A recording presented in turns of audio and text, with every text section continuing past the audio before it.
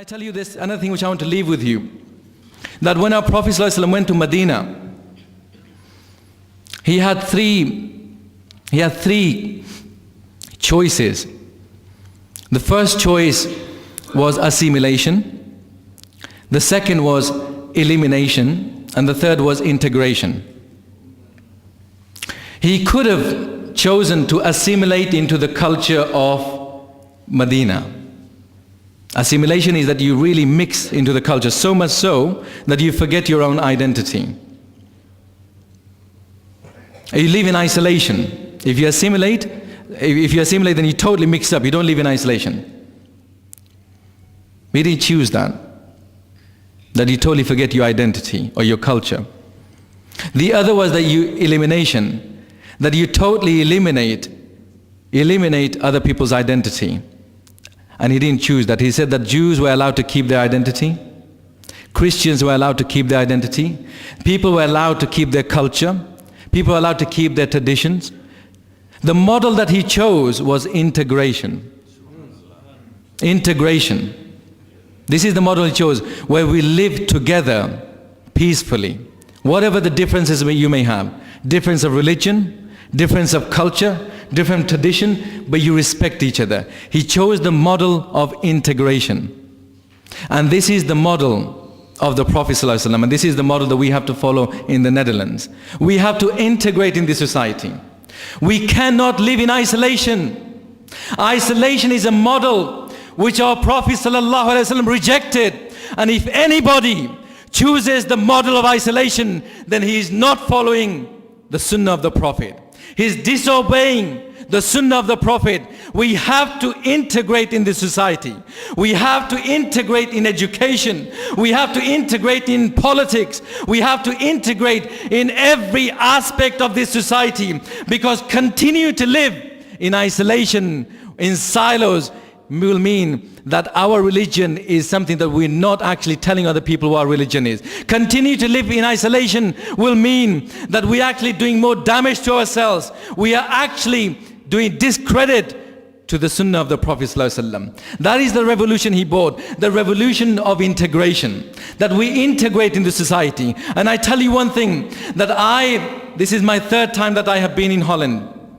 And I say to you, that if we're to secure our future as citizens, as loyal citizens of this country, then we have to take part in this society.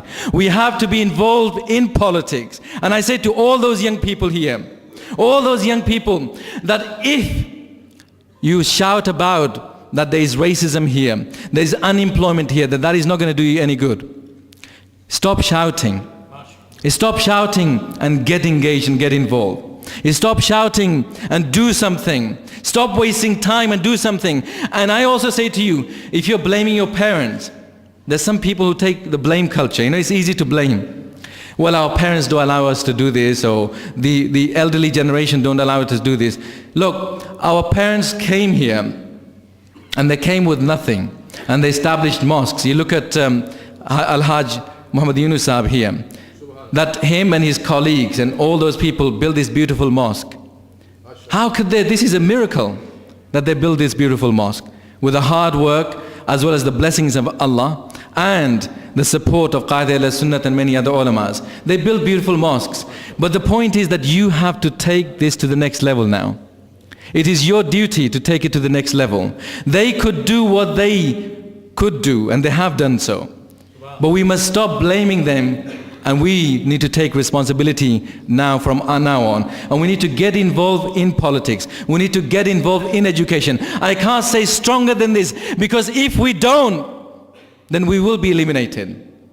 Then we will be eliminated. We will be deleted from the minds of history, from the minds of people that Muslims ever existed in the Netherlands. Or we'll be bottom of the pile, where we will be seen as really uncivilized people, people who are really barbaric, people who are really evil.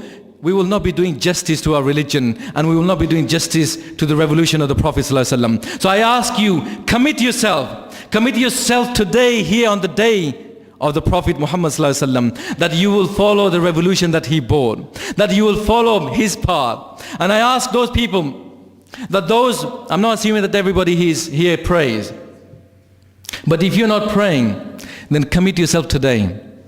Commit yourself today that you will pray, because this is something which is farz, which is something that our Prophet ﷺ brought. Now I want to ask you that if you're not praying, if you're not understanding the holy book, we read it but we don't understand it, then how is it that we're going to implement the revolution that our Prophet ﷺ brought in our lives? How is it that we're going to implement? Today, in these modern days, it's all about luxury. Everybody's talking about dunya. I want to have better car. I want to have Mercedes. I want to have bigger house. I want this. I want this. It's all me, me, me. And there is selfishness. Pure greed, pure selfishness. And you look at the life of Prophet ﷺ. He came from a noble family, from an aristocratic family. He gave up everything. He expended all his wealth for his religion, for his faith. Hazrat Aisha radiallahu anha expended all her wealth for her religion. They made all the sacrifices. And here's us, what sacrifices are we ready to make? Are we able to get up for Fajr namaz?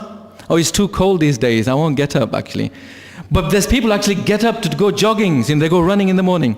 They put their tracksuit and they go running because they look after their health, but they're not prepared to get up for Fajr namaz. They're not prepared to do what our Prophet ﷺ said. There's people who do all sorts of things, but they're not prepared to do Zuhr namaz or Asr namaz or Maghrib namaz. And I say to you that our Prophet made huge sacrifices. What sacrifices are we willing to make? What sacrifices are we willing to make? Everything is about luxury. Now I'm not saying that don't work hard towards luxury, but it should be for Islam. It should be for your faith. That you should be working for the betterment of your family, for the betterment of your community, for the betterment of your faith. That should be your intention. Because because there's a hadith that says that Allah Ta'ala looks at your intentions, not your actions. Innamal a'malu binniyat. That Allah Ta'ala looks at your intentions, not your actions. So if there's somebody praying just to show off their parents, or because there's a lot of elderly here and they need to pray, then you're not going to get to the sawab. So what's the point?